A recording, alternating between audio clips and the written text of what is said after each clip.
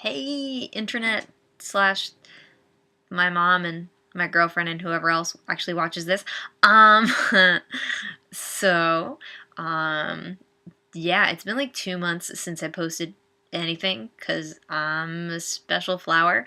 Um, and I got bored of watching like 20 episodes of Friends in a marathon, so I decided to be productive and feel things or something. I'm supposed to be sewing right now. I'm supposed to be making this shirt because I sell things on Etsy. What?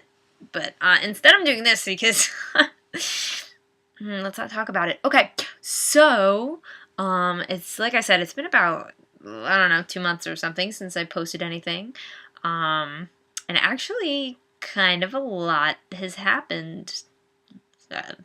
Okay, um, so I actually ended up making the decision to start testosterone, which is a big decision because the reason I was putting it off was to freeze my eggs.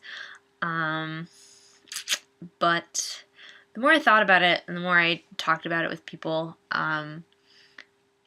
I realized that, my priorities just needed to be in different places. Um, I could end up spending all this money doing all this work and making all these sacrifices and not even get a kid out of this. And you know what? Any kid that I have slash obtain, from the park when the mother's not looking. Just kidding. I'm not planning on stealing any children today. But any kid that my girlfriend and I have will be my kid. So I don't know why I was so hung up on it being biological. Whatever. I'm too young to be thinking about hypothetical children. What? I'm like 23. Stop it. So I did end up deciding to start testosterone. I haven't yet. I made an appointment to have like a preliminary whatever, and then my second appointment will be when I actually get a prescription. So within the next couple of months, I should be starting, which is exciting.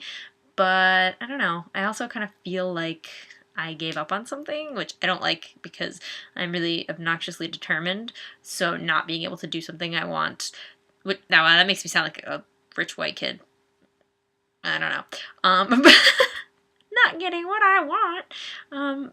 But I don't know. When I put my mind to something and it's something that I really, think is important to me, it's kind of hard to let it go.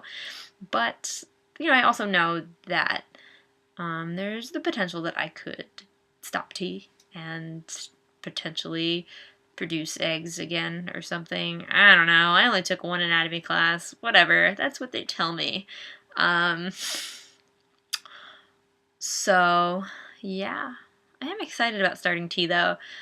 Every time someone called me Miss, yeah, that's the frustrations in my daily life are what led me to reprioritize, I guess. Just for the record, anyone who donated to my fertility fund, all of that money is going to be going towards any medical expenses I have in the future. I'm not going to be buying a pony with it, I promise. And I really appreciate everything that everyone gave, all the support, and hopefully, in the future, maybe that's something that will happen for me, but I just don't think it's feasible right now. So thank you, everyone. Yeah, so starting tea, yay. Ooh, it's time for me to rant. I like ranting about things that aren't related to transitioning at all. Let's put this in things that happen at Starbucks that make me want to kill people. It should be a category. I can make a book called that, actually. So in case you forgot, because I know that you're very interested in my life. You have to be if you're watching this. Why else would you be watching this? I don't even know how you found this video. Weirdo. Anyway, so I work at Starbucks.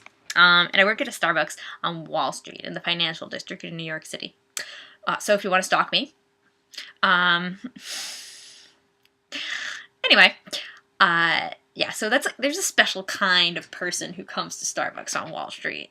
it's the kind of, and I've probably said this before because I say this 1,001 times, it's the, the kind of person who wants a 185-degree, no foam, 2-pump soy chai with whipped cream, that kind of person.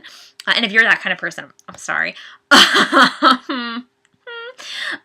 anyway, so that's the kind of customer I have to deal with. And today this guy comes in, and we only keep decaf brewed. I'm going to tell you the inner workings of Starbucks. Beware. Okay, we only brew decaf during the morning rush because most people don't want to pay to not wake up. Like, I'm sorry if you drink decaf, but I think decaf is really stupid. So we don't brew it because we don't sell a lot of it, okay? There's like 2 people who come in and get it. So we only keep it brewed during peak times. So this guy comes in like 3 o'clock on a Friday afternoon. He's like, I want a decaf. I'm like, okay, well, we have to do it pour over, which is when we put the coffee in a little thing and we pour it over or whatever. It takes like 5 minutes because we got to do it by hand. But I don't have time for that. Okay, well, then instead you can get a decaf Americano. That'll be quicker. She's like, okay, fine. So, I ring him up for the decaf Americano. He looks at me and he's like, why are you charging me for an Americano? Why aren't you charging me for a decaf since you can't give it to me? I'm like, sir, I can give it to you. You don't want to wait. It's not that we don't have decaf. If we didn't have decaf, I would be charging you, I would give you the substitution, but we have decaf. It's not my problem that you don't want to wait for it. So now he's getting all mad at the other stores, they do it for me. But the other stores, at the other stores. So, and my supervisor is like right next to me. I'm going to get fired, whatever. So he just keeps talking about how at the other stores they give it to him. So I look at him and I'm like, well, then go to the other store. I'm sorry, I can't do that here. So then he literally starts like going on this rampage about, I want her name. What's that girl's name? But she told me to go to another store, whatever. And he's like yelling. And like he made a huge scene. He's yelling at my manager, asking about my name, whatever. I don't know what he's gonna do. Call Howard Schultz. Like, what's he gonna do with my name? That's not even my name in the system because they still have my old name anyway. So even if he did something, it wouldn't do anything, which is just funny. But whatever. Anyway, so like the whole time he's making this huge scene, and I'm getting mad. I'm not getting mad that like I could get in trouble or fired or whatever that this guy's upset with me. I'm mad that he's calling me miss. I'm like, look here. If you're gonna yell at me, at least be like that man is a jerk. At least, if you're gonna yell things at me, at least don't also call me a lady. But I just thought it was funny that that's what I was mad about. I didn't care that some man was yelling at me for shitty service. Wow, this is going to be a really long video. I don't really care. I'm going to talk about things because this is for me and not for you.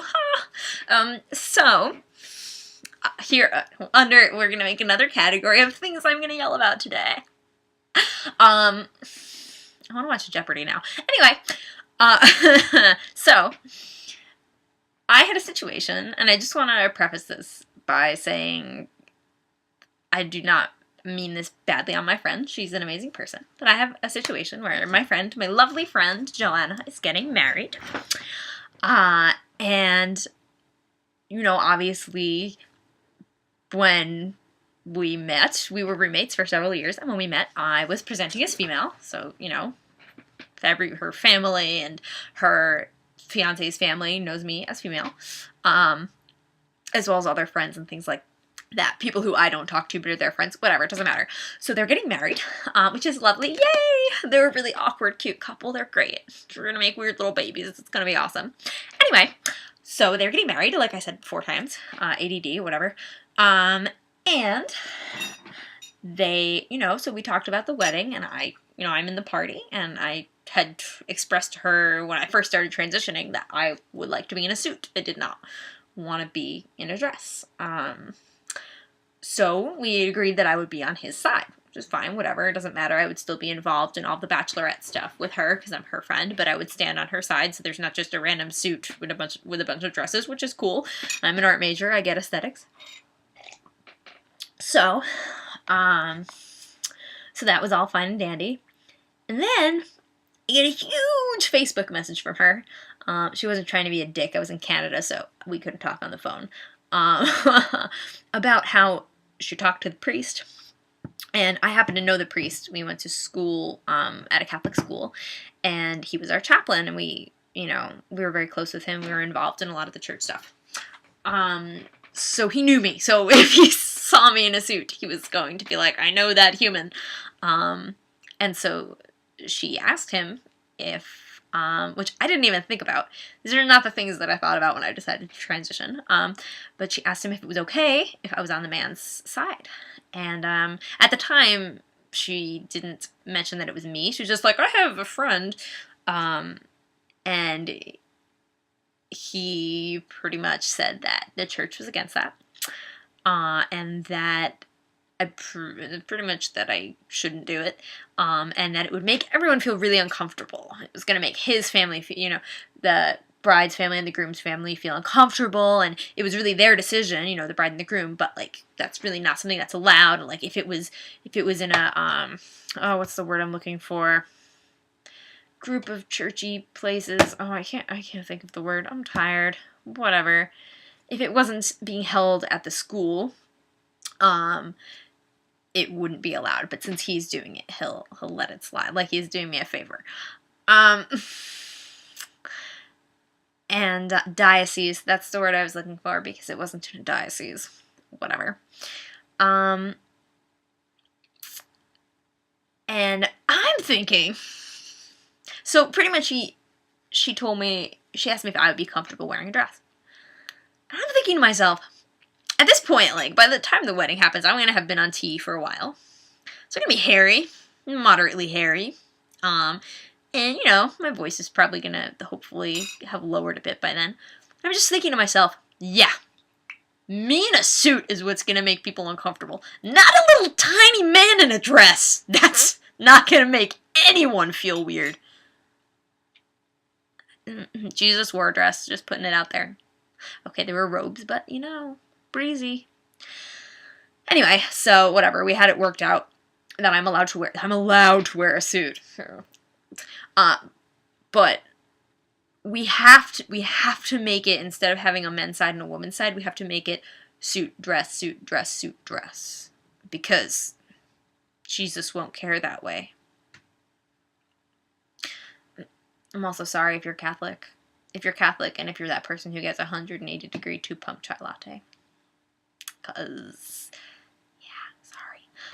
Anyway, so, yeah, that was weird because that wasn't something that I ever thought about. I don't know. These are not the things that you think about when you decide to transition. At least not for me. Maybe someone else has a different experience. But yeah, I mean, I'm glad it worked out, but it just seems so stupid. Like, every little thing in my life has become so ridiculously complicated for no reason. Like, really, what would happen if I wore a suit at that wedding? Like, I'm gonna combust into flames, or, Jesus is gonna be like, we're all going to hell, guys, sorry. Seth wore a suit. Like, okay, I need to stop because I'm gonna get started on the Catholic Church. I'm just gonna drink my tea instead. Okay. I feel like there was something else I wanted to talk about. But it's already been 13 minutes and 32 seconds, so even if there was something else, you probably don't care. This is probably a good time to shut my face. I only shut half my face because my other hand is drinking tea. No, that didn't make sense. Whatever, my hand is holding things. Okay, I'm gonna go now. Bye.